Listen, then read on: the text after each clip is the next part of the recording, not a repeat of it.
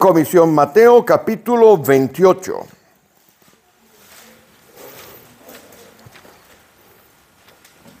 Alguien me enseñó hace mucho tiempo que Mateo se encontraba entre Génesis y Apocalipsis. Mire que lo estoy buscando aquí yo, cuidado. Marcos, Mateo, para aquí debe estar, a ver. No se ha quitado. Vale, muy bien. Mateo 28 nos habla de la Gran Comisión. Vamos a hacer esta lectura y la haremos en conjunto. Vamos a hacerlo a partir del versículo 18. Dice así la Escritura. Y Jesús se acercó y les habló diciendo: Toda potestad me es dada en el cielo y en la tierra. Por tanto, id y haced discípulos a todas las naciones, bautizándolos en el nombre del Padre y del Hijo y del Espíritu Santo, y enseñándoles que guarden todas las cosas que os he mandado. Y he aquí, yo estoy con vosotros todos los días hasta el fin del mundo. Vamos a orar un segundo. Bendito Dios, te damos las gracias porque podemos hablar de tus cosas. Tú eres el principal invitado aquí. Pedimos, Señor Jesús, que hoy que vamos a reflexionar, a hablar de lo tuyo, Señor, nuestros oídos estén atentos para escucharte, nuestro pensamiento enfocado en ti, nuestro corazón dispuesto a servirte, y que las meditaciones de nuestro corazón y los dichos de nuestras bocas siempre sean agradables a ti. En el nombre de Jesús. Amén. Pueden sentarse los hermanos. Tengo que decir que no es la única comisión que hay en la Escritura. En realidad hay 5 comisiones. Hay una que está en Hechos, en el capítulo 1 de Hechos. Cada una de ellas es diferente. Tenemos otra en el capítulo 16 de Marcos. Tenemos otra en el capítulo 24 de Lucas. Y tenemos otra que está en Juan en el capítulo 20. Pero a esta se le llama en especial la Gran Comisión porque tiene una estructura muy específica que la hemos leído. Si usted va conmigo un momento al versículo 19, la verá allí. Dice: ir, hacer discípulos, bautizarlos y después enseñarles. Esta es la Gran Comisión que el Señor nos dejó y sobre esto estaremos meditando. En realidad la Gran Comisión no es un invento que el Señor Jesús se la haya sacado en aquel momento, aunque Él siempre podía inventar y hacer las cosas como Él quería. Esto hunde sus raíces por allá en Isaías. Vamos a Isaías un segundo, en el capítulo 8 de Isaías, para empezar a darle forma a este mensaje de hoy. Capítulo 8 de Isaías. Isaías capítulo 8, en el versículo 16. Si alguno de ustedes tiene la Nueva Traducción Viviente, le ruego que la vaya buscando también. En el capítulo 8 de Isaías, el versículo 16 nos dice cuál era la característica propia de los que eran llamados discípulos. Los discípulos tenían que hacer 2 cosas fundamentalmente. La primera cosa la vemos aquí: atar el testimonio. La Nueva Traducción Viviente, que lo he copiado yo por aquí, la Nueva Traducción Viviente lo que nos está diciendo con respecto a esto es que tenemos que la ley de Dios sustentarla, amarrarla. ¿Lo tiene usted? ¿La puede leer? ¿Nueva Traducción Viviente? ¿Alguno? Vale, no importa. Seguimos adelante. ¿Quién la tiene? Isaías 8:16, en la Nueva Traducción Viviente dice: preserva las enseñanzas de Dios. Primera cosa, atar la ley, en realidad, que dice aquí, atar el testimonio, es preservar las enseñanzas de Dios. Lo que Dios nos enseña, tenemos que trasladarlo a las nuevas generaciones de una manera exactamente igual como la hemos recibido. Voy a leer la segunda parte del versículo y usted, por favor, completa la segunda parte. Sella la ley entre mis discípulos. Confía sus instrucciones a quienes me siguen. Interesante. Esa es la raíz de lo que es la Gran Comisión. Cuando esto se lee en los idiomas originales, los verbos que se utilizan allí establecen una relación doble de enseñar, de ser enseñado, de volver a enseñar, de ser enseñado. Es una relación de enseñar y aprender, enseñar y aprender. Una iglesia que quiera llevar adelante la gran comisión tiene que preservar la doctrina, tener lo que, bueno, todo el mundo dice que tiene sana doctrina. Llevar la escritura lo más apegada posible a lo que la escritura dice. ¿A quién? A aquellos que nos van a seguir. Porque va a llegar un momento en el cual detrás de este púlpito habrá otra gente. Y en los púlpitos de las otras iglesias habrán otra gente. Y después habrán otras. A menos que el Señor venga a buscar a su pueblo. Pero esto ha sido la gran comisión. Si usted va conmigo un momentico al Salmo 119, esta relación tan importante de aprender y de poder recibir de parte de Dios está en el Salmo 119. Y voy a leer solamente algunos versículos del Salmo 119, porque este Salmo 119 es el Salmo del discípulo. El Salmo 119 era el Salmo que en las escuelas del Antiguo Testamento se enseñaba como la base para construir el discipulado. Si van conmigo al Salmo 119, el versículo 12, Salmo 119, versículo 12, al final del versículo 12 dice, enséñame tus estatutos. En el versículo 26, enséñame tus estatutos. En el versículo 64, enséñame tus estatutos. En el 66, el buen sentido y la sabiduría. En el 68, enséñame tus estatutos.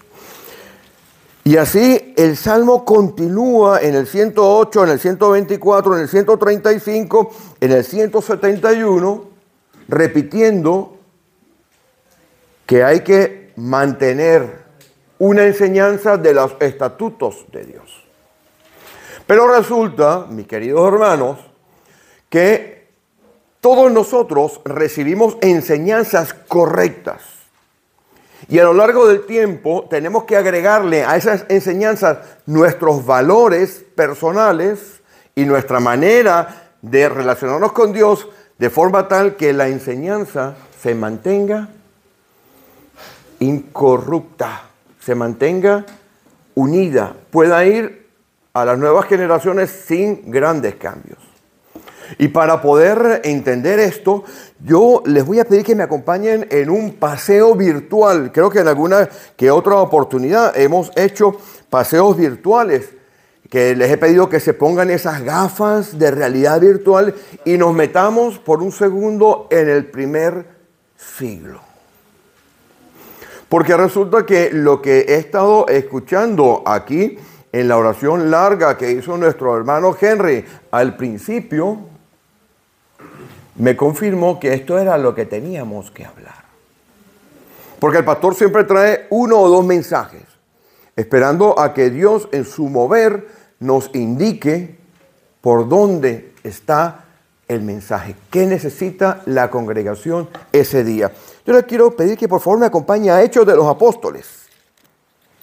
Porque hoy vamos a ver cuál es la responsabilidad personal del discípulo. ¿Cómo tenemos nosotros que recibir la enseñanza y cómo tenemos que llevarla? ¿Qué componente importante tenemos que poner allí preservando esa enseñanza, esos estatutos, esas leyes para las generaciones futuras? Y cuando perdemos ese ingrediente personal que tenemos que ponerle, puede haber algún inconveniente. Vayan por favor conmigo a Hechos de los Apóstoles. ¿Lo tienen? Vamos al capítulo 18 de Hechos de los Apóstoles. Vamos a ver la historia de una iglesia que en muchas oportunidades he dicho que se parece a nosotros, a la iglesia de Éfeso.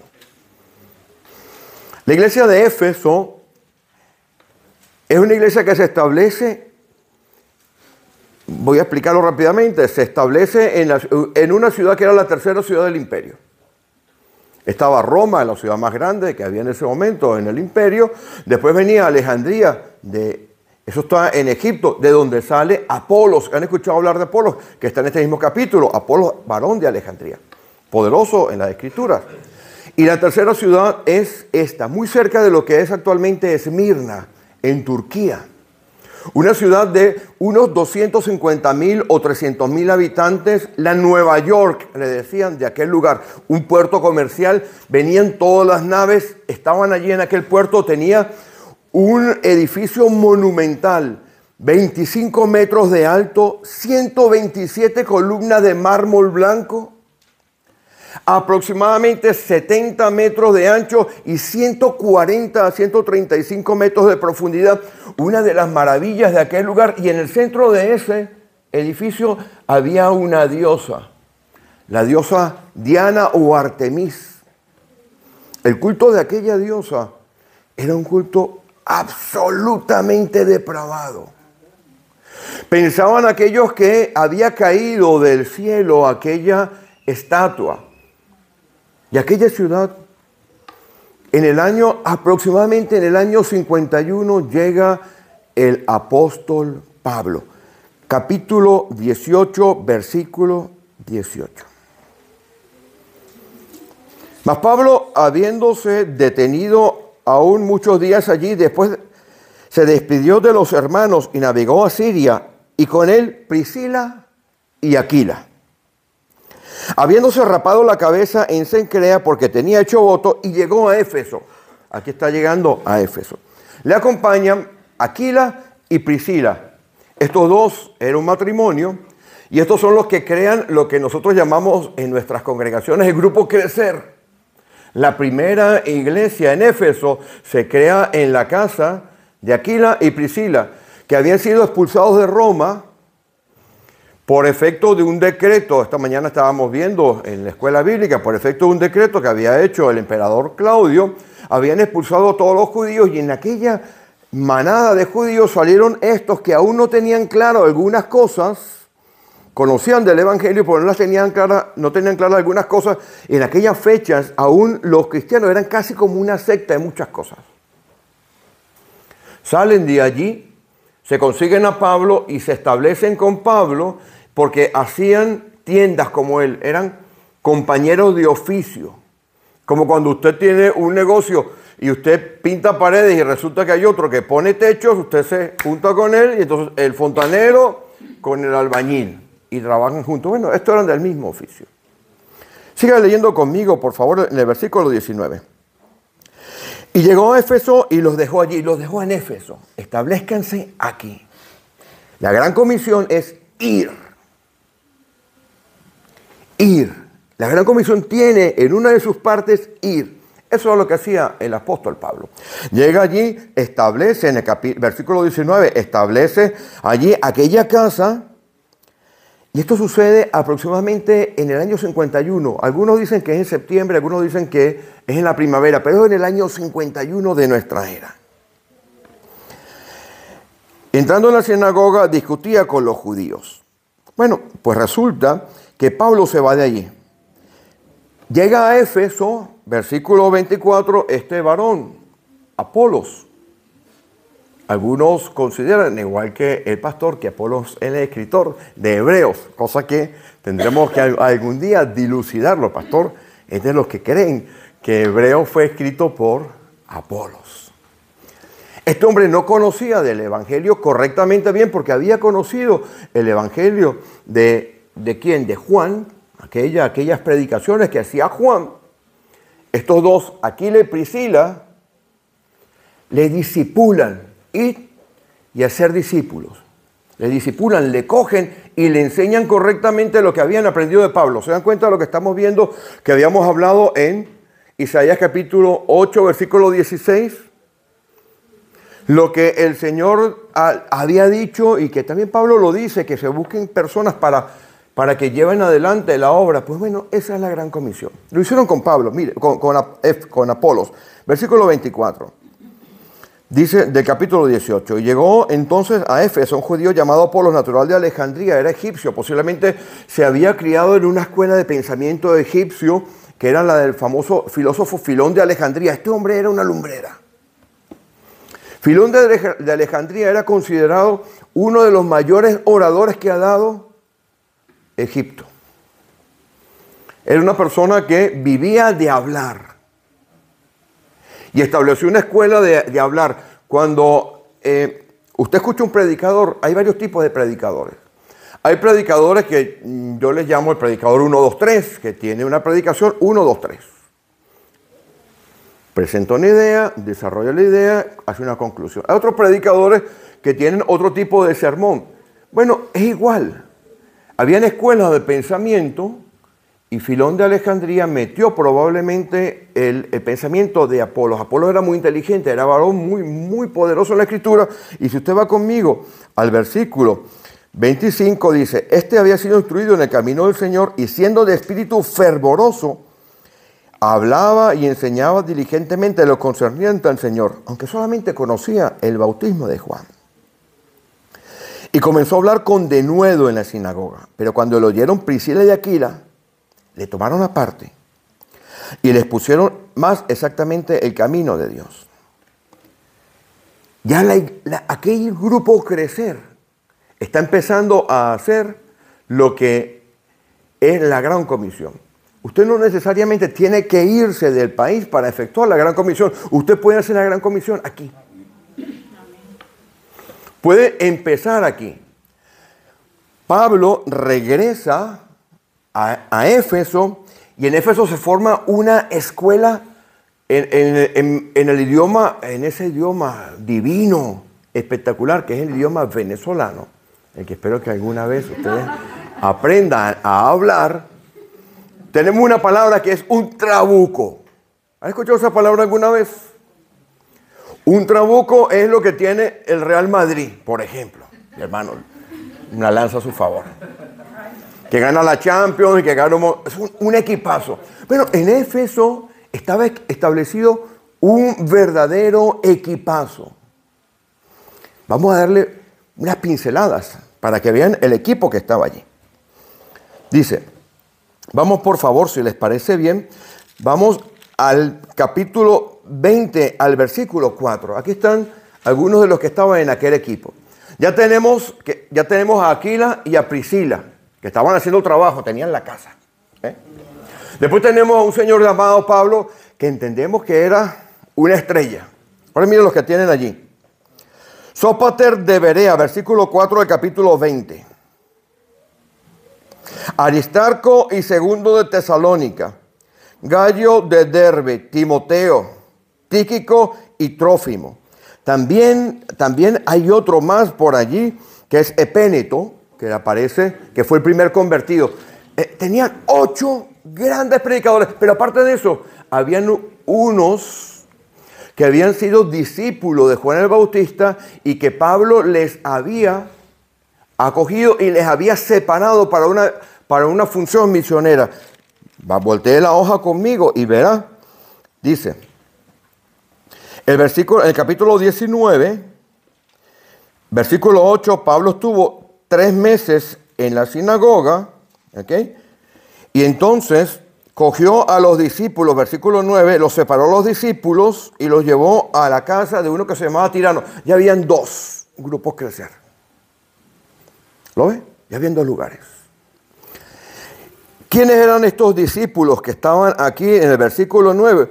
Bueno, los que aparecen arriba, los que aparecen en el versículo 2, recibiste el Espíritu Santo cuando creíste. Estos dijeron, no tenemos idea qué es esto. Pablo ora por ellos, reciben el Espíritu Santo. Estos están siendo preparados en evangelismo profundo por Pablo durante 3 años. ¿Cómo sabemos que estuvo Pablo 3 años? Pues mire, si usted va al capítulo 20, verá que Pablo predicaba casa por casa. Capítulo 20, versículo 20. 3 años enseñando públicamente y casa a casa. Capítulo 20, versículo 20 dice, como nada que fuese útil he rehuido anunciaros y enseñaros públicamente. Y aquella ciudad era un hervidero de sana doctrina, de evangelismo. ¿Por qué sabemos que fueron 3 años? Porque usted va al versículo 31 y lo verá. El mismo capítulo 20 dice, por tanto, velad acordándoos que por 3 años. ¿Lo ve? Venga acá. Ese era, podríamos decir que en aquel momento, entre el año 51 y 52, lo que había en Éfeso era la repera. Un trabuco. Aquila, Priscila, Pablo, Timoteo, Tíquico, Gallo. Hacían evangelismo. Habían 2 lugares de enseñanza. ¿Cómo hacían el evangelismo? Iban casa por casa.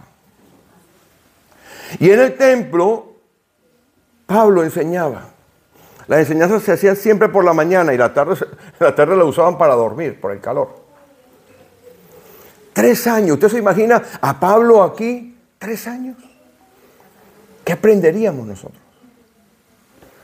Unos años después, por allá en el año 61 o 62, les escribe la epístola a los Efesios. La epístola a los Efesios que escribe junto con Colosenses, que son 2 epístolas que hay que leer siempre en conjunto, establece que Jesús edifica, es el cuerpo, que nosotros somos parte del cuerpo. Colosos lo pone como la cabeza. Colosenses capítulo 1, versículo 15, el primogénito de la creación, la cabeza. Efesios la completa, le nombra como el cuerpo. Lo que había allí era sabiduría, conocimiento, se estaba replicando, la iglesia iba creciendo, habían milagros, ¿recuerdan los milagros? Pero había alboroto, había oposición.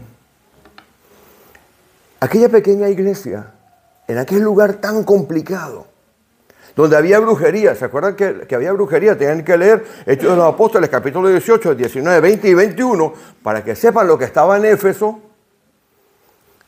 que ella tenía celo santo por Dios. 50 años después, 45, 43, 44, hay fechas. Esta iglesia vuelve a aparecer en el mapa. Vayan conmigo a Apocalipsis, capítulo 2.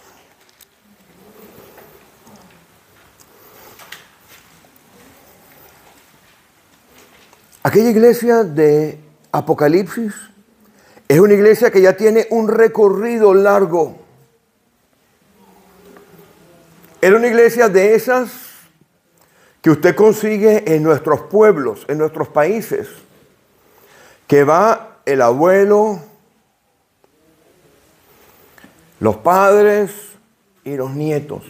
Esas iglesias que usted la ve establecidas, que han sido durante muchos años, están allí. Usted sabe que usted va al pueblo y usted pregunta, ¿y cuál iglesia hoy? Esta tiene muchos años. Esta iglesia recibe de parte del mismo Señor Jesús lo que vamos a leer. ¿Cuál es la responsabilidad suya mientras está haciendo el discipulado? Vamos a leer. Versículo 1. Escribe al ángel de la iglesia en Éfeso, el responsable. Este es el Señor Jesús, el cual se está paseando por aquí en este momento. ¿Por qué? Porque como nosotros cuando arrancamos siempre por la mañana, ¿qué hacemos? Señor Jesús, te invitamos. Está aquí. Está por aquí. El Espíritu de Dios está aquí. En el Antiguo Testamento el Padre era lo principal. Jehová, Yahvé, Elohim, Adonai. En el Nuevo Testamento, en los Evangelios, Jesús. En Hechos de los Apóstoles y en las cartas, el Espíritu Santo y Jesús. Y aquí, Jesús. En Apocalipsis, el Cordero de Dios.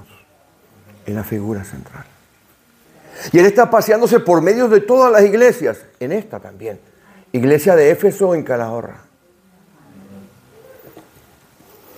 Escribe al ángel de la iglesia en Éfeso, el que tiene las 7 estrellas en su diestra, el que anda en medio de los 7 candeleros de oro. Él está paseándose por aquí en este momento y está viendo lo que hemos hecho desde que esta iglesia arrancó en el año 2019. Él estaba viendo lo que aquella iglesia de Éfeso había estado haciendo durante 40, 45 años, porque esta carta se escribe, esta porción de Apocalipsis se escribe por el año 95, 94. La iglesia se funda, había dicho 51, la iglesia se funda en el 57, perdón. Recibe una carta en el 61. Ya estaba fundada. Han transcurrido 40 años, 45 años.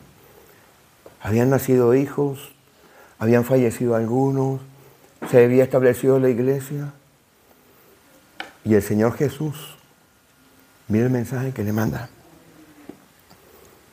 No se olvide que estamos predicando cuál es su responsabilidad. Empieza, bien, le dice, yo sé lo que estás haciendo. Yo sé que trabajas muchísimo.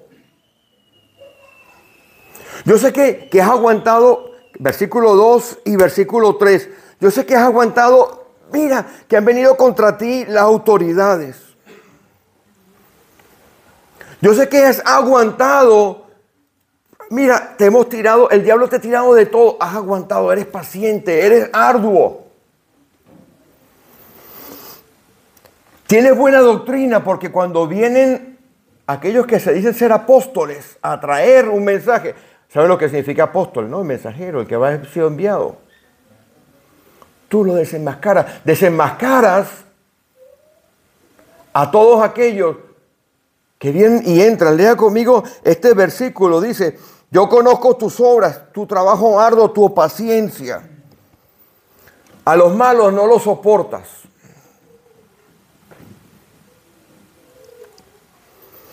Pruebas a los que dicen ser apóstoles.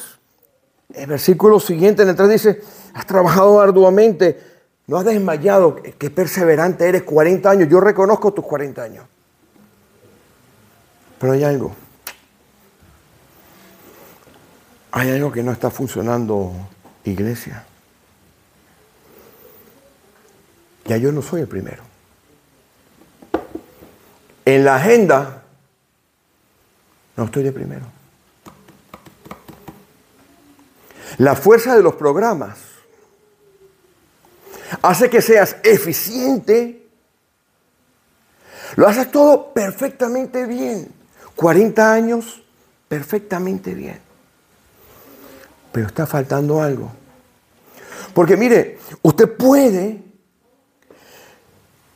tener muy buenas obras, puede tener un trabajo arduo, sin tener el amor pasional, ese amor del principio con Dios. Puede soportar miles de cosas y el amor de Dios no está allí. Usted lo hace porque lo tiene que hacer. Usted puede vivir en su casa una relación correcta con su pareja y no haya pasión, no hay amor.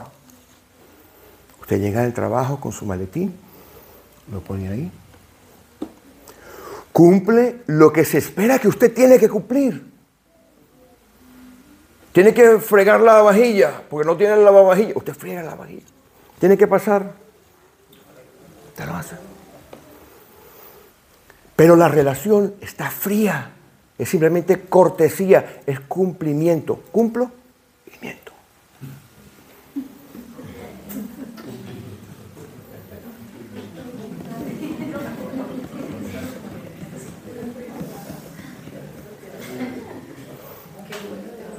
Puede tener todo lo que hay aquí, que todo lo que le dice el Señor, paciencia, trabajo arduamente por amor a mi nombre, no ha desmayado, aguanta. Pero tu relación conmigo ya no es la misma, ni con los hermanos. Eficiente. No hay nadie mejor que eso. Esto no es nuevo, ¿eh? Esto no es nuevo. Ese es el riesgo que corremos nosotros. Empieza por nosotros. Primera de Crónicas, capítulo 16. Primera de Crónicas, capítulo 16.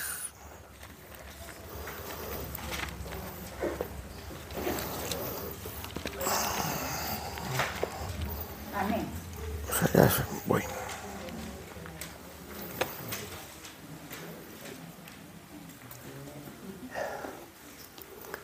Esta historia se las voy a contar y vamos a leer algunos versículos de aquí. David es ungido como rey de Israel en Hebrón. Hebrón, aquella ciudad que la semana pasada estábamos hablando, que era la ciudad en la cual estaba el papá de José. ¿De acuerdo? Y él decide hacer algo. Decide traer a la ciudad de Jerusalén, decide sacar el arca. ¿Cómo adoraban los judíos en aquella fecha cuando aún el templo no estaba construido? Había un tabernáculo como una gran tienda de campaña. Y adentro, en un lugar específico, estaba el arca de la alianza. Miren lo que hace este hombre. Versículo 1 del capítulo 16. Esto acontece 1000 años antes del Señor, más o menos, por ahí. 900, 1000 años. Así trajeron el arca de Dios y la pusieron en la tienda que David había levantado para ella. Y ofrecieron holocaustos y sacrificios de paz delante de Dios. Versículo 4. Y puso delante de Jehová ministros, del arca de Jehová, ministros de los levitas, para que recordasen y confesasen y lo hacen a Jehová, Dios de Israel. En el arca estaba la Shekinah, la presencia de Dios. Puso a Asaf, aquel que nos escribió algunos salmos, el 50, el 73, lo tengo aquí copiado, el 74 hasta el 82. Todos esos salmos los hizo aquel hombre, Asaf, que era el baterista. Tocaba, unos capítulos adelante lo verá usted, que era el que tocaba los címbalos. Pero dejó la tienda, y observe conmigo por favor el versículo 37. Y dejó allí delante del arca del pacto de Jehová a Asaf, al salmista, al levita salmista que cantaba, que adoraba, y a sus hermanos para que ministrasen de continuo delante del arca, cada cosa en su día. Míralo, siga leyendo conmigo. En el versículo 39, al sacerdote Sadoc lo dejó delante del tabernáculo. ¿Lo está leyendo? Sí. El tabernáculo no tenía la presencia de Dios, pero se ofrecían sacrificios todos los días. Tengo que ir a la iglesia hoy. Qué horrible. Es que si no voy, el pastor me va a escribir. El pastor tiene su técnica. No lo ve. Deja pasar una semana. El único que no puede dejar de venir a la iglesia soy yo. Mi amor, que hoy tú tienes que ir, tú eres el pastor. Mi amor, me quiero quedar. No, tienes que ir. Después le mando un mensaje. ¿Qué vida llevas?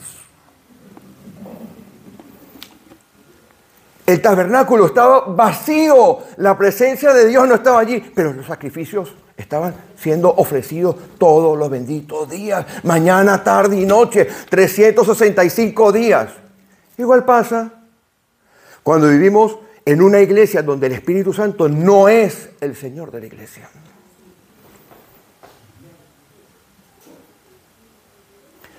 Cuando el Espíritu Santo no le da a usted la pasión para levantarse por la mañana y decir, yo me alegré con los que decían, a la casa de Jehová iremos.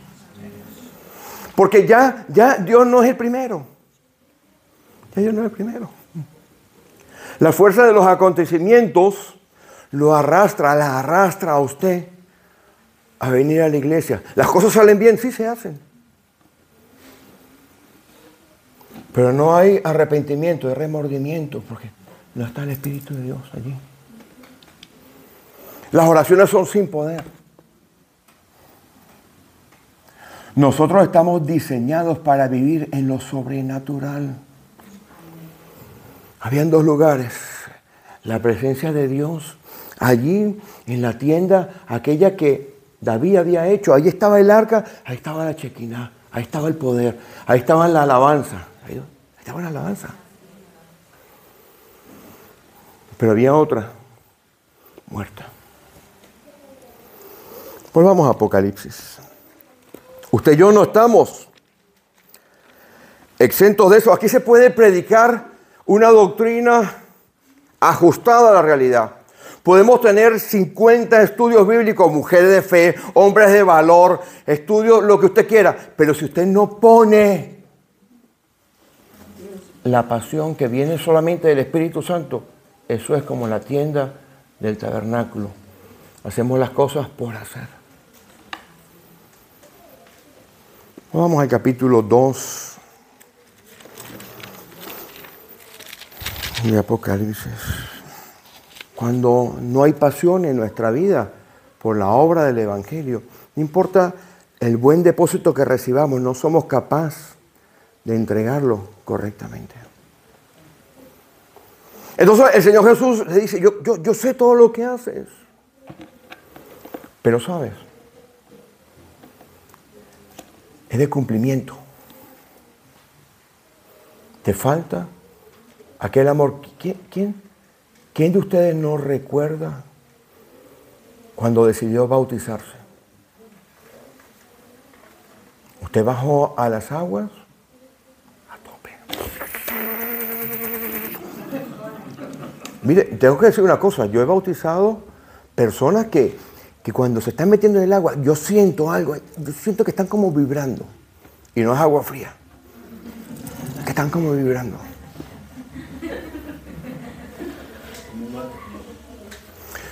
Por cierto, tenemos que subir un poco el nivel de la piscina donde estábamos bautizando en Tudela, porque hay algunas tripas que se me quedaron sin bautizar. Así que para el próximo bautizo, o adelgazan o lo subimos más el agua. La vida, las presiones, las dificultades, puede ser que usted se convierta en alguien religioso. Dios no quiere eso. Porque entonces estamos como en la tienda, como el tabernáculo. Cuando tenemos que estar como el arca. Y aquí en el capítulo 2, en el versículo 4, ese tengo contra ti, borra todo lo bueno. Pero tengo contra ti, borra, ya lo tacha. Esto no es lo que me importa. Esto no es lo que me interesa.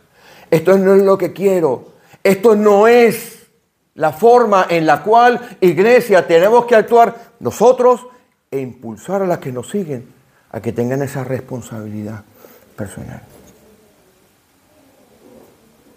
Pablo le escribe a su discípulo Timoteo en su última carta.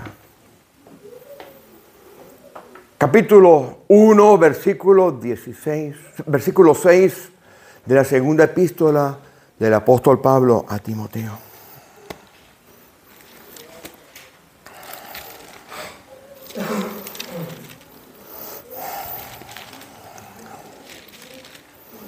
Timoteo había estado con él en la fundación de Éfeso. Timoteo había estado con él en esos momentos de dificultad. Y era un hombre joven. Versículo 6 del capítulo 1 del segundo. Esta es la exhortación de hoy.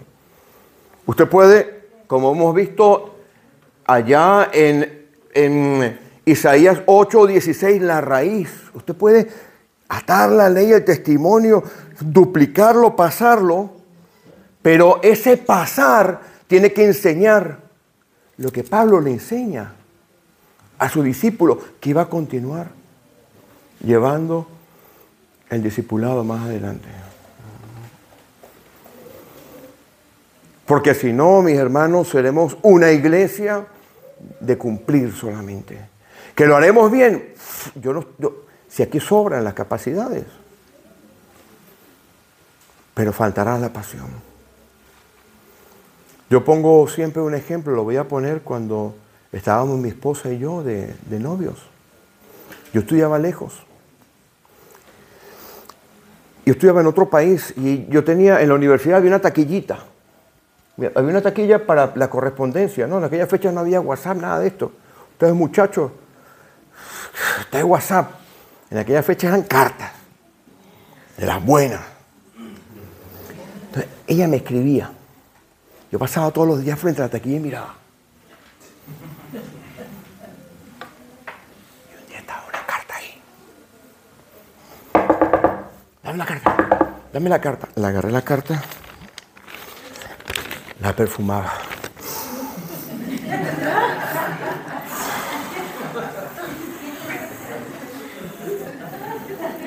Me fui a mi dormitorio a leerla. Ahora me manda WhatsApp.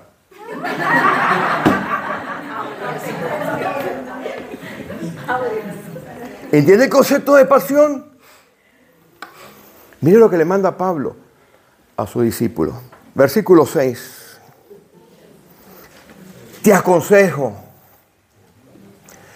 que avives el fuego del don de Dios que está en ti.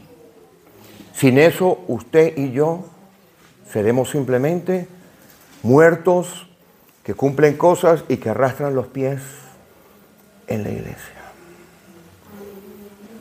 Vamos a ponernos en pie, mis hermanos.